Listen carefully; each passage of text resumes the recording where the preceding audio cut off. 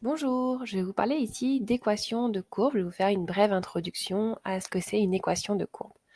Alors pour vous, les courbes dont je vais parler, c'est les objets de géométrie que vous connaissez. Alors pas des carrés, pas des triangles, mais plutôt un cercle, une parabole, une droite, tout ça. Donc, première nouvelle, c'est que les courbes ont des équations. En fait, pour décrire un objet, vous avez l'habitude de le décrire par son nom, mais aussi on pourra le décrire par une équation. On va voir que c'est grandement pratique, ça nous permet d'avoir plein d'informations tout de suite. Alors regardons quelques exemples.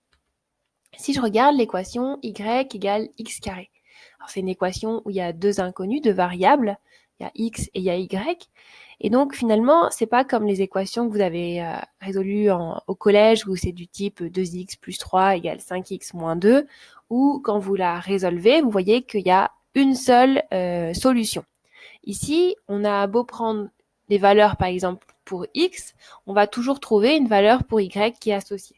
Donc finalement, on peut se dire qu'il y a de nombreuses solutions. Il y a même une infinité de solutions.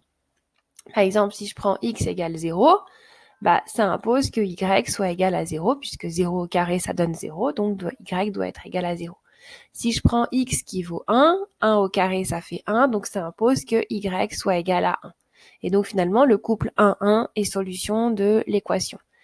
Si je prends x égale moins 1 au carré, ça donne 1, donc le couple moins 1, c'est aussi une solution. Et en fait, on peut prendre tous les x qu'on veut, tous les x réels, racine de 2, moins pi, moins 4 tiers, tout ce que vous voulez, et on trouvera toujours un y associé pour trouver une solution qui correspond à ce x. Donc finalement, on peut en écrire des infinités de solutions.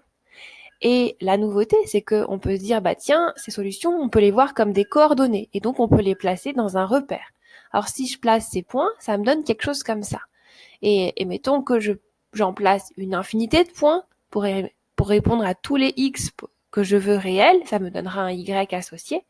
Et en fait, j'obtiendrai alors une courbe.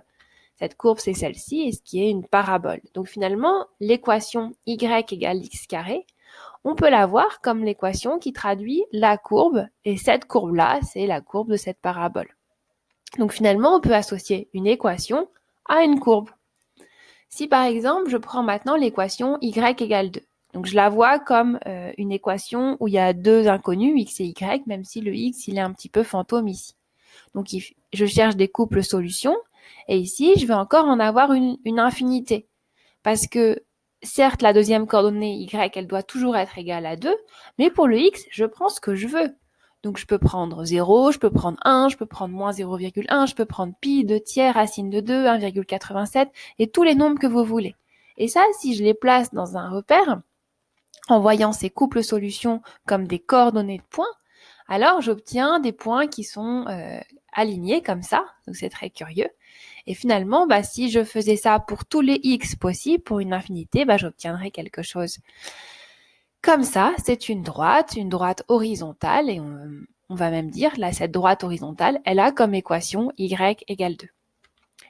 Alors si par exemple je regarde l'équation y égale 5 moins 3x, pareil, je peux trouver une infinité de solutions, je choisis le x de mes rêves, et puis je regarde le y qui est associé à ce x, et je le place dans un repère, toutes ces solutions.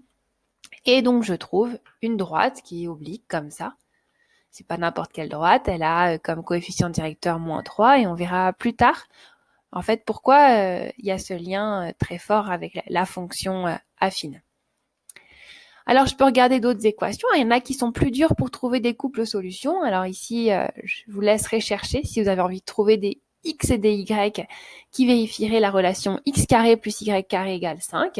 Mais il y en a encore une infinité, on peut trouver, et si on les place, ça fait un cercle.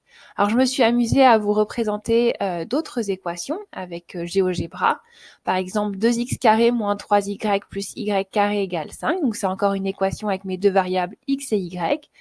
Et pour qu'elle vérifie égale 5, on voit que ça fait une forme comme un œuf. On appelle ça une ellipse. J'ai même utilisé des objets que vous ne connaissez pas encore, ln de x plus exponentielle de y égale 2, et on obtient une belle courbe comme ça, où il n'y a pas de valeur pour les x négatifs. parce que la fonction ln, elle mange pas des négatifs comme votre fonction racine carrée. Mais en tout cas, ça permet en fait de se dire, si je donne une condition qui est imposée sur mon x et mon y, et avec une équation, donc je vais pouvoir avoir une courbe qui représente ça. Donc là, ce qu'il faut retenir, c'est que les équations, quand elles ont plusieurs variables, par exemple ici 2, après on pourrait s'amuser à faire dans l'espace, mais on n'y est pas encore. En tout cas, si on a deux inconnus, on écrit une équation, ça va plus être un ensemble de solutions qu'on va pouvoir décrire facilement.